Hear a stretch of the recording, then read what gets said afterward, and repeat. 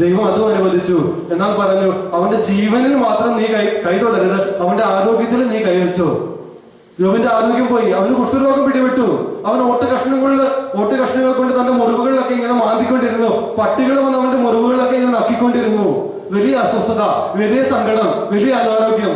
എന്നിട്ടും ജോബ് ദൈവത്തെ ഉപേക്ഷിച്ചില്ല.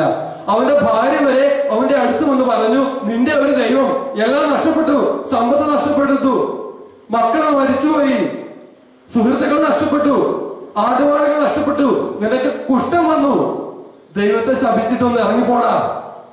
ജോബ് പറഞ്ഞു, ദൈവം തന്നു, ദൈവം എടുത്തു, ദൈവത്തിന് സ്തുതിയായിരിക്കട്ടെ. തന്റെ ജീവിതത്തിന്റെ കഷ്ടപ്പാടുകളും ദുഃഖങ്ങളും കണ്ണുനീരും കടന്നു വന്നപ്പോഴും, ജീവിതത്തിന്റെ ദുഃഖ വെള്ളിയാഴ്ചകളിലൂടെയും ദുഃഖ ശനിയാഴ്ചകളിലൂടെയും ജോബ് കടന്നു വന്നപ്പോഴും ജോബ് ഒരിക്കലും ദൈവത്തെ തള്ളിപ്പറഞ്ഞില്ല. കാരണം മറ്റൊന്നുമല്ല, ദൈവം ജോബിന്റെ കൂടെ ഉണ്ടായിരുന്നു. അവന്റെ കഷ്ടപ്പാടില് അവന്റെ ഭാര്യ അവനെ ഉപേക്ഷിച്ചപ്പോൾ ദൈവം ജോബിന്റെ കൂടെ ഉണ്ടായിരുന്നു. അവന്റെ സുഹൃത്തുക്കൾ അവനെ ഉപേക്ഷിച്ചപ്പോൾ ദൈവം ജോബിന്റെ കൂടെ ഉണ്ടായിരുന്നു.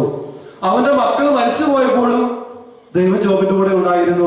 അവന് കുഷ്ഠം പിടിച്ച് പട്ടികൾ വന്ന് അവനെ നക്കിക്കൊണ്ടിരുന്നപ്പോഴും ദൈവം ജോബിന്റെ കൂടെ ഉണ്ടായിരുന്നു. അതുകൊണ്ട് അവൻ നഷ്ടപ്പെട്ടതൊക്കെ 4 ഇരട്ടിയായിട്ട് 100 ഇരട്ടിയായിട്ട് ദൈവം മടക്കി കൊടുത്തു. സ്നേഹമുള്ളവരെ, നമ്മളെല്ലാവരും ഒത്തിരിയേറെ ദുഃഖങ്ങളിലൂടെ കടന്നു പോകുന്നവരാണ്. ജീവിതത്തിൽ ഒത്തിരിയേറെ പ്രയാസങ്ങളുണ്ട് നമുക്കെല്ലാവർക്കും. പഠനത്തിന്റെ മേഖലകളിലാകാം, കുടുംബത്തിലെ സമാധാനത്തിന്റെ മേഖലകളാകാം, സ്വത്ത് തർക്കങ്ങളൊക്കെ ഒത്തിരി ഉണ്ടാകാറുണ്ട്. ഞങ്ങളുടെ നാട്ടിലുമുണ്ട് ഈ സ്വത്ത് തർക്കം. ആകെ 21 സെന്റ് സ്ഥലമേ ഉള്ളൂ. 3 മക്കള് 7ആയിട്ട് വീതിക്കണം. ഒരാൾക്ക് 7 സെന്റ് വെച്ച് കൊടുക്കണം. എന്നാൽ ഒരുത്തം പറയുന്നത് എനിക്ക് എത്ര വേണം, അപ്പം ബാക്കിയുള്ളവർ സമ്മതിക്കുമോ? കുറ്റി അടിക്കുന്നു 7 സെന്റിന്. ഒരു രാത്രി ഒരാൾ വന്ന് കുറ്റി പറിച്ചു കളയുന്നു. ഇങ്ങനെ ഒത്തിരിയേറെ പ്രതിസന്ധികളിലൂടെയൊക്കെ നമ്മളെല്ലാവരും കടന്നു പോകുന്ന, ഇനി കാശ് ഇല്ലാത്തവന് മാത്രമല്ല, ഒത്തിരി അധികം ഏക്കറുള്ളവർക്കും ഉണ്ട് ഈ പ്രതിസന്ധി. 100-400 ഏക്കർ കണ്ടമുണ്ട്. എന്നാലും അവിടെ അടിയാണ്. എനിക്ക് ആ ചിറ കിട്ടിയില്ല, ഈ കണ്ടം കിട്ടിയില്ല, ആ കണ്ടത്തിലാണ് കൂടുതൽ ഉണ്ടാകുന്നത്. അവിടെയും അടി. റോഡിനോട് ചേർന്ന് നടക്കുന്ന കണ്ടത്തിനാണ് കൂടുതൽ വില കിട്ടുന്നത്. ജീവിതത്തിൽ ഒത്തിരി അധികം ഇങ്ങനെ പ്രശ്നങ്ങളിലൂടെ കടന്നു പോകുന്നവരാണ് നമ്മളെല്ലാവരും.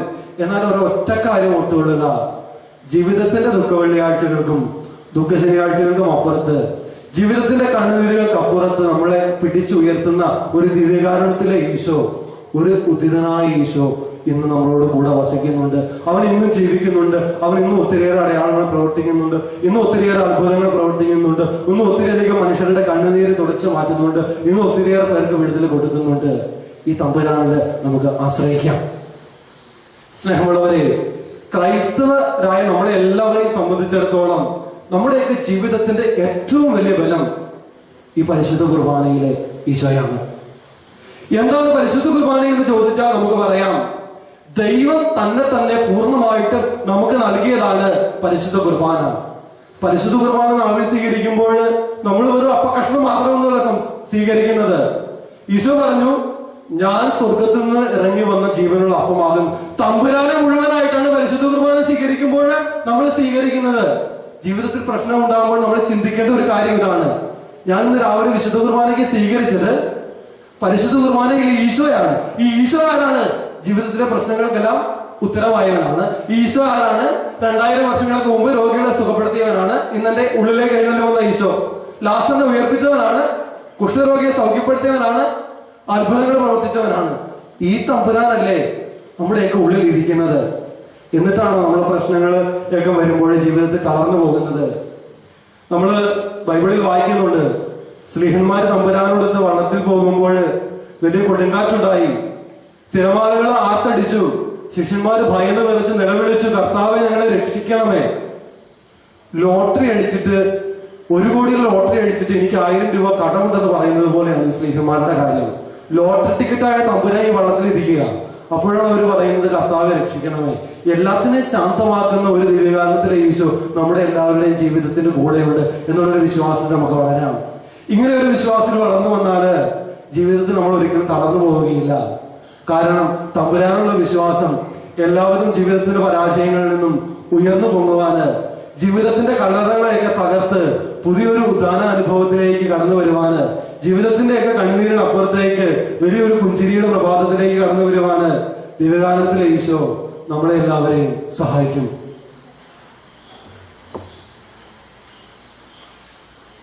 ഞാൻ സമയം തികയത്തില്ലെന്നാണ് വിചാരിച്ചത്. എനിക്ക് 1 മണിക്കൂർ പ്രസംഗിച്ചൊന്നും ഒരു പരിചയമില്ല. ഇവിടുത്തെ ഇന്ന് രാവിലെ വിളിച്ചു പറയുന്ന ബ്രദറെ 1 മണിക്കൂർ പ്രസംഗിക്കും. ഞാൻ വിചാരിച്ച് എന്റെ അച്ഛാ പെട്ടുപോയെന്നാണ് ഞാൻ വിചാരിച്ചത്. പക്ഷെ ഇപ്പൊ ഞാൻ നോക്കി 8:15 ഞാൻ വിചാരിച്ചത്. പക്ഷെ 9 മണി ആകാറായി. എഴുതിയിട്ട് ഒരുങ്ങിയതിൽ പകുതി പോലും പറഞ്ഞില്ല. അപ്പൊ ദിവ്യകാരണത്തിലെ ഈശോയുടെ ഒരു കുർബാനയിൽ പങ്കുകൊള്ളുന്നതിന്റെ അനുഗ്രഹത്തെ കുറിച്ച് പറയാമെന്ന് വിചാരിക്കുന്നു. സ്നേഹമുള്ളവരെ, യേശുവിന്റെ ആദ്യത്തെ പരിശുദ്ധ കുർബാന അർപ്പണം എവിടെയായിരുന്നു? ഈശോ പരിശുദ്ധ കുർബാന സ്ഥാപിച്ചത് എവിടെയാണ്? പെസഹായില് സഹ്യോൻ ശാലയിലാണ് പരിശുദ്ധ കുർബാന സ്ഥാപിച്ചത്. എന്നാൽ ഈശോ ആദ്യത്തെ പരിശുദ്ധ കുർബാന അർപ്പിച്ചത് എവിടാണ്? കാൽവരിയുടെ കുരിശിലാണ്. കുരിശായിരുന്നു യേശുവിന്റെ ആദ്യത്തെ ബലിപീഠം.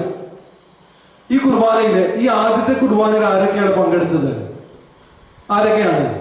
പരിശുദ്ധ അമ്മ പങ്കെടുത്തായിരുന്നു. 2 കള്ളന്മാർ അപ്പുറം ഇപ്പുറയും, ഒരു നല്ല കള്ളനും ഒരു മോശം കള്ളനും. പിന്നെ ഒരു യോഹന്നാന്റെ കുരിശിനടിയിൽ പ്രിയപ്പെട്ട ശിഷ്യൻ, വത്സല ശിഷ്യൻ. പിന്നെ കുറെ ശിഷ്യന്മാർ അങ്ങ് ദൂരെ, കുറെ പടയാളികള്, കുന്തം കൊണ്ട് കുത്തുന്നവരും അല്ലെ അടിക്കുന്നവരും തൊഴിക്കുന്നവരും തുപ്പുന്നവരും ഒക്കെ ആയിട്ട് കുറെ പടയാളികള്. പിന്നെ ഇവനെ ക്രൂശിക്കുക എന്ന് ആർത്ത് വിളിക്കുന്ന ഒരു ജനക്കൂട്ടം. പിന്നെ അവനെ ക്രൂശിക്കാൻ വിട്ടുകൊടുത്ത ജനക്കൂട്ടം. യഹൂദ പ്രമാണികളെല്ലാം ആദ്യത്തെ വിശുദ്ധ കുർബാനയിൽ പങ്കെടുത്തു.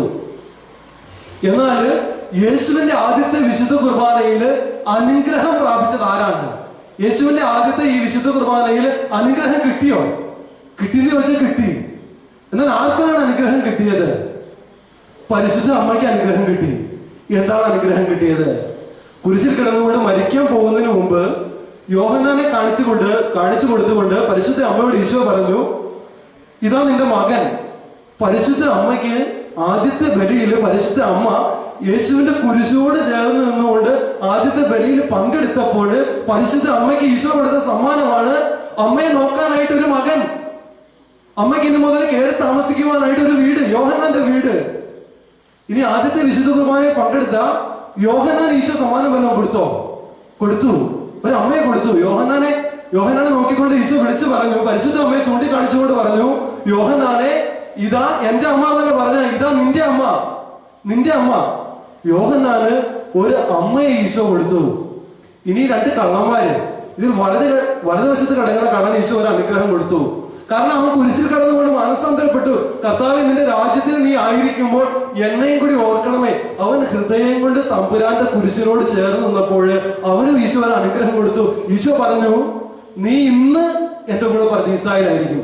നീ എന്റെ കൂടെ പർദീസായിലായിരിക്കും എന്നല്ല, നീ ഇപ്പോൾ ഞാനിന്ന് കുരിശിൽ മരിച്ചിട്ട് പർദീസായിക്ക് പോകുന്ന വഴിക്ക് എന്റെ കൂട്ടത്തിലും വണ്ടിയുടെ പുറകെ നീ കയറിക്കോ.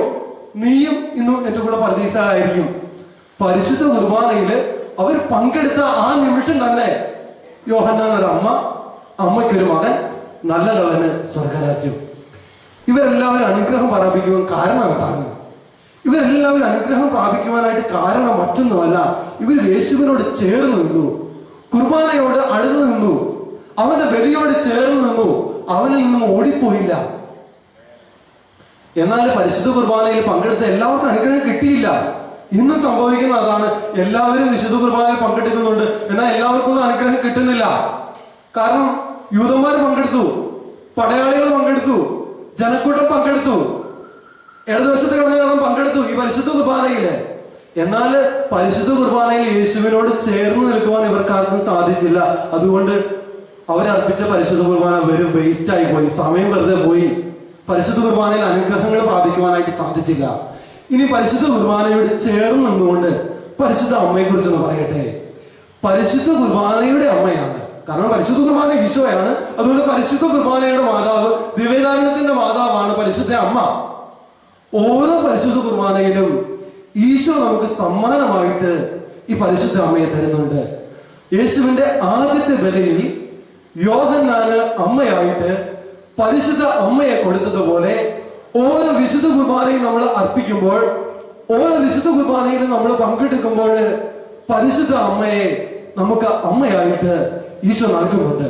അതുകൊണ്ട് നമ്മളെല്ലാവരും പരിശുദ്ധ കുർബാന അർപ്പിക്കുമ്പോൾ നമ്മൾ ഉണ്ടായിരിക്കേണ്ട ഒരു മനോഭാവമാണ്, എന്റെ ഈശോ ഇന്ന് പരിശുദ്ധ കുർബാന ഞാൻ സ്വീകരിക്കുമ്പോൾ യേശുവിന്റെ അമ്മയായ മറിയത്തെ എനിക്ക് അമ്മയായിട്ട് ഏൽപ്പിച്ചു തരുന്നുണ്ട്. എനിക്ക് അമ്മയായിട്ട് മറിയത്തെ തരുന്നത് മാത്രമല്ല, മറിയത്തിന് മക്കളായിട്ട് നമ്മളെ ഓരോരുത്തരെയും കൊടുക്കുന്നുണ്ട്. അതുകൊണ്ട് നമ്മൾ പരിശുദ്ധ കുർബാന കഴിഞ്ഞ് നമ്മുടെ വീട്ടിലേക്ക് മടങ്ങി പോകുമ്പോൾ ഈ പരിശുദ്ധ മറിയത്തോടൊപ്പമായിരിക്കണം. ഈ പരിശുദ്ധ മറിയത്തെ നമ്മുടെ അമ്മയായിട്ട് നമ്മുടെ വീട്ടിലേക്ക് കൊണ്ടുപോകണം. ഈ പരിശുദ്ധ മറിയത്തെ നമ്മുടെ അമ്മയായിട്ട് നമ്മൾ ഭവനത്തിൽ സ്വീകരിക്കണം. അവളെ ബഹുമാനിക്കണം, അവളെ സ്നേഹിക്കണം, അവൾ പറയുന്നത് ചെയ്യണം, അവളെ അനുസരിക്കണം, അവളെ അനുകരിക്കണം. അങ്ങനെ ഈ അമ്മ പറയുന്നതനുസരിച്ച് ഈ പരിശുദ്ധ കുർബാനയുടെ ഈശോയെടുത്ത് നമ്മൾ ജീവിച്ചാല് ഒത്തിരിയേറെ അനുഗ്രഹങ്ങൾ ഈ പരിശുദ്ധ കുർബാനയിൽ നിന്നും നമുക്ക് കിട്ടും. ഞാൻ ഈയിടെ ഒരു മാഗസിനിൽ വായിച്ച ചെറിയൊരു മനോഹരമായിട്ടുള്ള വളരെ സുന്ദരമായിട്ടുള്ള ഒരു വാക്യമാണ്. നന്മ നിറഞ്ഞ മറിയം എന്ന പ്രാർത്ഥനയെ കുറിച്ചുള്ള ഒരു സുന്ദരമായിട്ടുള്ള ചിന്തയാണ്. ഓരോ നന്മ നിറഞ്ഞ മറിയവും അമ്മയുടെ മുഖത്ത് കൊടുക്കുന്ന ഉമ്മയാണ്. എത്ര മനോഹരമാണ് അല്ലെ?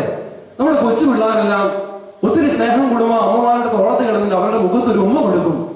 അവർക്ക് സ്നേഹം കൂടിയിട്ടാണ് ഉമ്മ കൊടുക്കുന്നത്. ഈ ലേഖകൻ എഴുതി വെക്കുന്നു, ഓരോ നന്മ നിറഞ്ഞ മറിയവും അമ്മയുടെ മുഖത്ത് കൊടുക്കുന്ന ഉമ്മയാണ്. അതായത് പരിശുദ്ധ അമ്മയെ നമ്മൾ സ്നേഹിക്കുന്നതിന്റെ അടയാളമാണ് ഓരോ നന്മ നിറഞ്ഞ മറിയമേ എന്ന പ്രാർത്ഥനയും. ഈ ലേഖനം കൂട്ടിച്ചേർക്കുന്നു, നമ്മൾ ഓരോ നന്മ നിറഞ്ഞ മറിയമേ എന്ന പ്രാർത്ഥന ചൊല്ലി അമ്മയുടെ മുഖത്ത് ഈ ഉമ്മ കൊടുക്കുമ്പോൾ നമ്മുടെ മുഖത്തുള്ള ഈ ചെളിയും നമ്മുടെ മുഖത്ത് ഈ ഒലിക്കുന്ന ഈത്തായും അല്ലെ, അതായത് നമ്മുടെ ജീവിതത്തിന്റെ കുറവുകൾ, ഈ കുറവുകളെല്ലാം ഈ അമ്മയുടെ മുഖത്തേക്ക് ചെല്ലുന്നുണ്ട്. അമ്മമാർക്ക് ഉമ്മ കൊടുക്കുമ്പോൾ എന്താണ് സംഭവിക്കുന്നത്? അമ്മമാർ അടുക്കളയിലുള്ള വല്ല പലഹാരങ്ങൾ മുട്ടായി മക്കൾക്ക് എടുത്ത് കൊടുക്കും.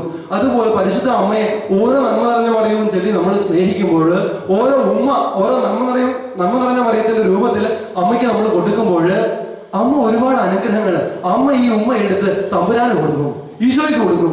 എന്നിട്ട് ഈശോയുടെ കയ്യിൽ നിന്നും ഒത്തിരി അനുഗ്രഹങ്ങൾ നമുക്ക് എല്ലാവർക്കും വേണ്ടി വാങ്ങിത്തരും.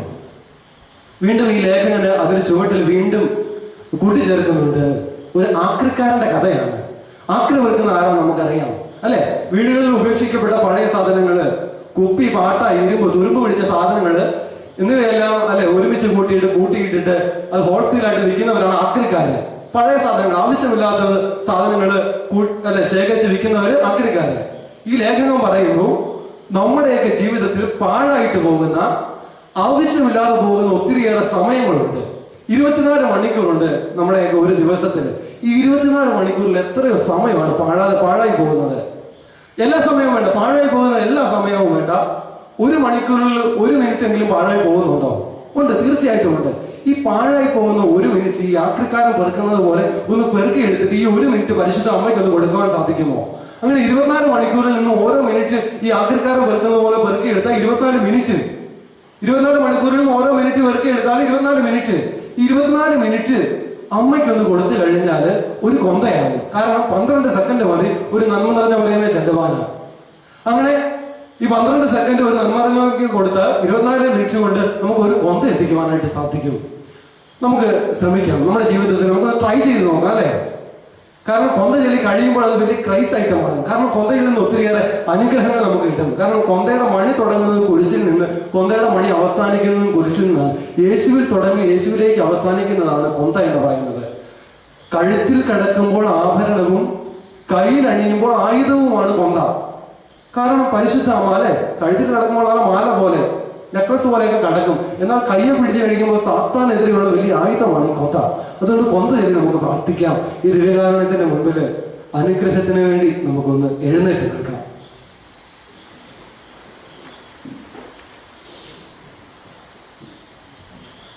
പരിശുദ്ധ അമ്മയോടൊത്ത് നമുക്ക് പ്രാർത്ഥിക്കാം. അമ്മയുടെ കൂടെ ഇരുന്ന് സഹിയോനിൽ പ്രാർത്ഥിച്ച സ്ലീഹന്മാർക്കാണ് പരിശുദ്ധാത്മാവിന്റെ അഭിഷേകം കിട്ടിയത്. ഇന്ന് ദേവാലയത്തിൽ അമ്മ നമ്മോട് കൂടെയുണ്ട്. ഈ അമ്മയോട് കൂടെ ഇരുന്നാണ് ഈ ദിവ്യകാരണത്തിന് മുമ്പിൽ നമ്മൾ പ്രാർത്ഥിക്കുന്നത്. കൊന്ത ചൊല്ലി നമ്മൾ പ്രാർത്ഥിക്കും. അങ്ങനെ അമ്മയോട് കൂടെ ആയിരുന്നു പ്രാർത്ഥിക്കുമ്പോൾ ഒരുപാട് അനുഗ്രഹങ്ങൾ ദിവ്യകാരണത്തിലെ ഈശോ നമുക്ക് വാങ്ങിത്തരും. ഓരോ നന്മ നിറഞ്ഞ മറിയവും ചൊല്ലി അമ്മയുടെ മുഖത്ത് നമ്മൾ ഓരോ ഉമ്മ കൊടുക്കുമ്പോൾ ഒരുപാട് അനുഗ്രഹങ്ങൾ ഈ അമ്മ നമുക്ക് വാങ്ങിത്തരും. നമുക്ക് എല്ലാവർക്കും ഒരുമിച്ച് നന്മ നിറഞ്ഞ മറിയമേ എന്ന പ്രാർത്ഥന, അമ്മയുടെ മുഖത്ത് ഞാനൊരു ഉമ്മ കൊടുക്കുകയാണ് എന്ന ചിന്തയോടുകൂടി ഒരു നന്മ നിറഞ്ഞ മറിയമേ നമുക്കൊന്ന് ചെല്ലാം. നന്മ നിറഞ്ഞ മറിയമേ, നിനക്ക് സ്വസ്തി, കർത്താവ് അങ്ങയോടുകൂടെ സ്ത്രീകളിൽ അങ്ങ് അനുഗ്രഹിക്കപ്പെട്ടവളാകുന്നു. അങ്ങയുടെ ഉദരത്തിന്റെ ഫലമായി ഈശോ അനുഗ്രഹിക്കപ്പെട്ടവനാകുന്നു. പരിശുദ്ധ മറിയമേ, തമ്പുരാന്റെ അമ്മേ, പാപികളായ ഞങ്ങൾക്ക് വേണ്ടി എപ്പോഴും ഞങ്ങളുടെ മരണസമയത്തും തമ്പുരാനോട് അപേക്ഷിച്ചിരുന്നു. അമ്മയുടെ മുഖത്ത് നമ്മളൊരു ഉമ്മ കൊടുത്തു. നമ്മൾ അല്ലെ മെയ് മാസത്തിലേക്ക് കിടക്കുകയാണ്, വണക്കമാസമാണ്. ഒത്തിരിയേറെ ഉമ്മകൾ പരിശുദ്ധ അമ്മയ്ക്ക് കൊടുക്കുവാനായിട്ട് നമുക്ക് ശ്രമിക്കാം. അങ്ങനെ ഒത്തിരിയേറെ അനുഗ്രഹങ്ങൾ നമ്മുടെ ജീവിതത്തിൽ നമുക്ക് സ്വന്തമാക്കാം. ദൈവം നമ്മളെ ഓരോരുത്തരെയും സമൃദ്ധമായിട്ട് അനുഗ്രഹിക്കട്ടെ. പിതാവിന്റെയും പുത്രന്റെയും പരിശുദ്ധാത്മാവിന്റെയും നാമത്തിൽ ആമേൻ.